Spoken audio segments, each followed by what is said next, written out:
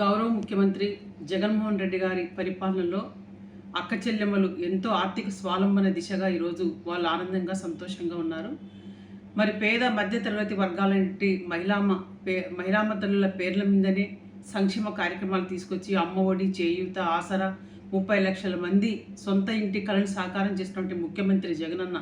మరి అలాంటి జగనన్న ప్రభుత్వంలో మహిళలు ఎంతో ఆనందంగా మాకు ఈ పథకం వచ్చింది అని చెప్పుకునే స్వాతంత్రాన్ని కూడా చూసి ఓర్చుకోలేక తెలుగుదేశం పార్టీ చంద్రబాబు నాయుడు, మరి తన కొడుకు లోకేష్, తన దత్తపుత్రుడు పవన్ కళ్యాణ్ వాళ్ళ ఐటీడీ సోషల్ మీడియా ద్వారా విపరీతమైనటువంటి ట్రోల్స్ చేస్తూ అసభ్యకరంగా వాళ్ళని పోస్టులు చేస్తూ చాలా దుర్మార్గంగా ప్రవర్తిస్తున్నారు.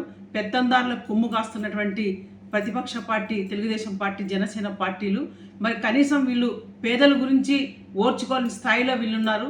పేదలంటే అసలు వీళ్ళకి గిట్టదు, బీసీలంటే వీళ్ళకి గిట్టదు. మరి అసలు వీళ్ళు ఈ రాష్ట్రంలో ఎవరి కోసం రాజకీయాలు చేయాలనుకున్నారు?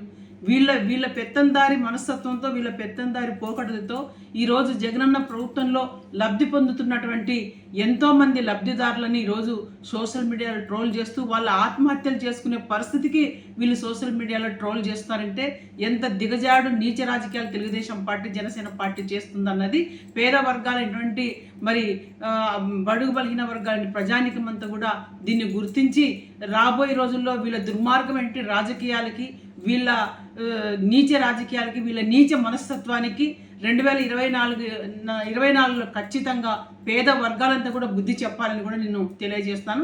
ఎందుకంటే అంజలి అనే ఒక బీసీ అమ్మాయి తనకి ఇల్లు వచ్చిందని చెప్పి ఒక ఆనందంతో తన ఆనందాన్ని వెళ్ళబుచ్చుకోవడం కూడా మరి వీళ్ళు ఓర్చుకోలేక, సహించుకోలేక ఆ అమ్మాయిని నానా రకాలుగా యాగి చేసి సోషల్ మీడియాలోన చాలా దుష్ప్రచారాలు చేసి ఆ అమ్మాయి చావు కారకులైనటువంటి తెలుగుదేశం పార్టీ చంద్రబాబు నాయుడు, పవన్ కళ్యాణ్, నారా లోకేష్ని ఖచ్చితంగా చట్టం శిక్షించాలి.